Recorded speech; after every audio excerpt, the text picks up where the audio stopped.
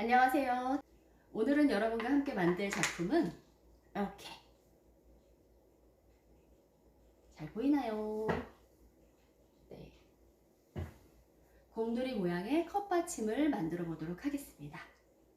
선생님이 재단 곰돌이 모양으로 그림을 이렇게 그려놨어요. 이렇게 해서 작업을 시작하도록 할 건데요.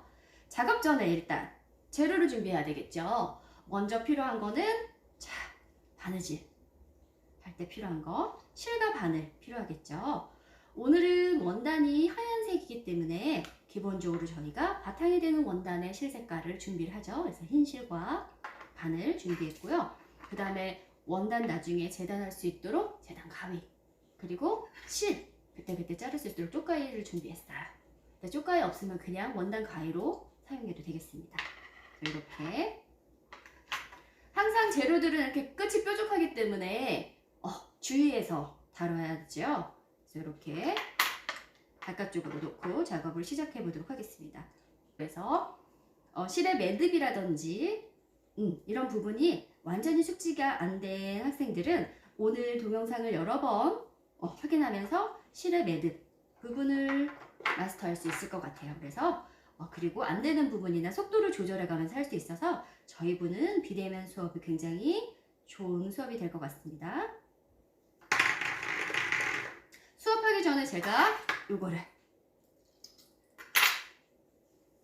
가깝게 잡아서 보여주도록 하겠습니다.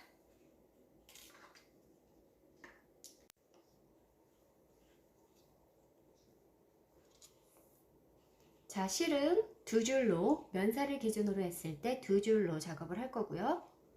실의 꼬리와 바늘의 머리가 이렇게 만나서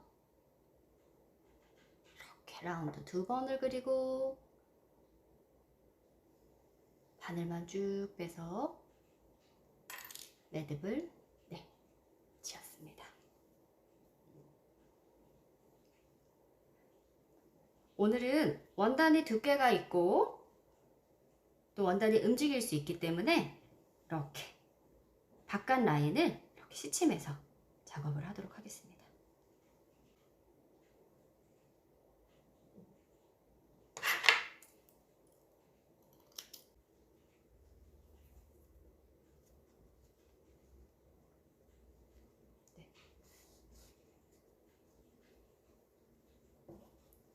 자, 1cm 간격으로 푹푹 넣어서 시침을 하는데, 자, 원단이 아래 원단, 위 원단 잘 잡아서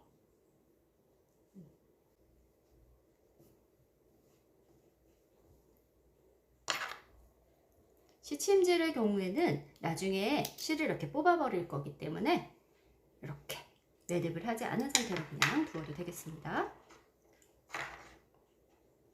자, 바늘기에 실을 끼우고 두 줄로 바늘을 잡았을 경우에 어깨 넓이 정도로, 길이가 어깨 너비 정도로 되게 해서 바느질은 이 안에 있는 원부터 시작할 건데요. 여기 세로선 보여요? 보이세요? 이렇게 세로선, 이 세로선의 끝부분이 시작이 될 거예요. 그래서 여기서 바느질 시작. 자, 한 땀을 앞으로 갔는데 우리 바느질 특징, 지금 박음질 할 거기 때문에 박음질은 다시 백 스티치예요. 영어 이름이 뒤쪽으로 한 땀 다시 왔다가 앞으로 전진. 자, 오늘 작업할 때 솜이 들어가지 않기 때문에 너무 당기면서 바느질 하지 않습니다.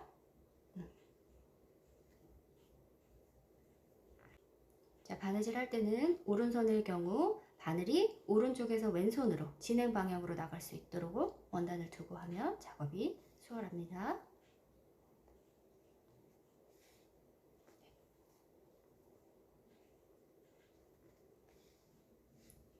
또 이 바늘의 진행 방향에서 바늘의 머리가 우리 눈에 이렇게 보이게 한 상태로 바늘을 잡으면 작업이 훨씬 편하고 안전하게 되겠죠. 자, 가끔 보면 바늘을 이렇게 안에다 꽂아 놓고 여기 밑에서 이렇게 당기는 경우가 있어요. 그게 아니라 바로 꽂은 상태에서 바늘을 이렇게 눈으로 보이게 확인하고 잡는 걸로. 너무 당겨지지 않게 해서 지금 바느질을 하고 있습니다. 바늘의 1.5배가 됐을 때 실의 길이가 다시 매듭 지어주겠습니다. 매듭은 머리 위에서 이렇게 매듭을 지어주고 잘라주겠습니다. 이 바늘의 머리가 만나서 감아주고 엄지로 꾹 누른 상태로 쭉 당겨서 매듭. 자, 아까 매듭이 되어 있던 부분에 한 땀 뒤에서 시작. 그래서 작업. 자, 세로선 끝나는 그 부분까지 마지막 한 땀 해주시고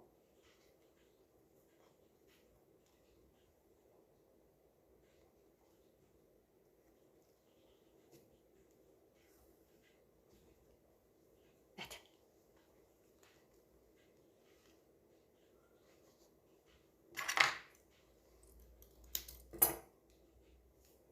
다시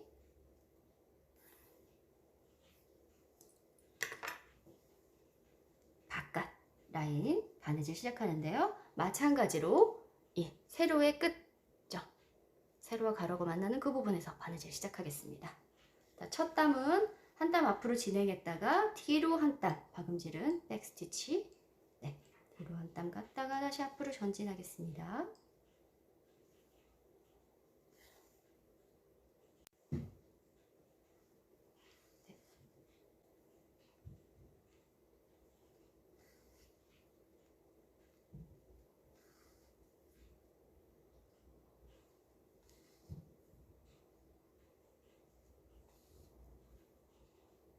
공부하다가 시원한 음료수나 물을 마실 경우에 책상에 이렇게 결로로 인해서 물이 흐르는 경우가 있어요.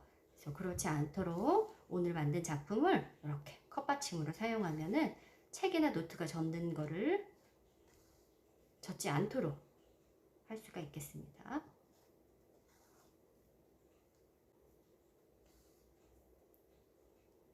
바느질은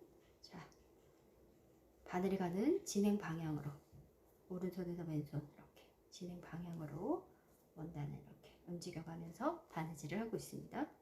너무 당겨지지 않게. 가끔 바느질을 하다 보면 실이 이렇게 꼬이는 경우가 있어요. 그 경우에는 실이 이렇게 두 개의 딱의 실이 서로 꼬이거나 맞지 않았을 경우에 장력이라고 하거든요. 당기는 힘. 그게 맞지 않았을 경우에 꼬이는 경우가 있어요. 그럴 때는 어떻게 하냐면 바늘을 이렇게 놔둔 상태에서 두 줄을 한번 이렇게 정리를 해주고 그리고 바느질을 하면은 꼬임이 덜하겠죠. 어디까지 마무리는 이렇게 세로선에 만날 때까지. 자, 뒤집어서 모양을 잡아주도록 하겠습니다. 귀 있는 부분도 이렇게 모양을 잘 잡아줬어요. 그러면 여기 창구멍에 되어 있는 부분을 이렇게 둘레를 공그르기 하여서 마무리하겠습니다. 이렇습니다. 공그르기 할 때 가장 주의할 점은 이렇게 시접이 맞닿는 거.